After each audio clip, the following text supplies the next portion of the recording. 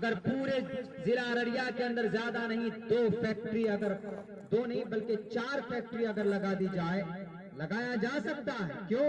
School नहीं, hospital है तो वहां पर एक आध ऐसा डॉक्टर है कि जिसको खुद ही दवाई की स्पेलिंग मालूम नहीं है।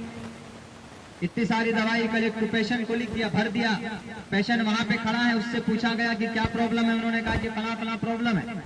इतना सारा दवाई चेक कर लिख दिया, कहा कि जाओ बाहर से लाओ। उन्होंने कहा मैं गरीब हूं, अगर मेरे पास इतना पैसा होता तो मैं आपके पास क्यों आता, हॉस्पिटल में क्यों आता, सरकारी हॉस्पिटल में। उन्होंने कहा कि कोविड की वजह से यहाँ पर दवाई अवेलेबल नहीं है।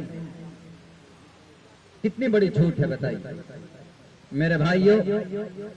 हमारे पूरे जोकी विधानसभा से 1.5 lakh migrant labour, 1.5 lakh migrant labour बाहर खटते हैं। अगर पूरे जिला अररिया के अंदर ज्यादा नहीं दो फैक्ट्री, अगर दो नहीं बल्कि 4 फैक्ट्री अगर लगा दी जाए, लगाया जा सकता है। क्यों? ये एक ऐसी जगह पर है, यहाँ से नेपाल करीब, यहाँ से बंगाल बांग्लादेश करीब, और यहाँ से झारखंड करीब, यहाँ से आपका बंगाल वेस्ट बंगाल करीब है।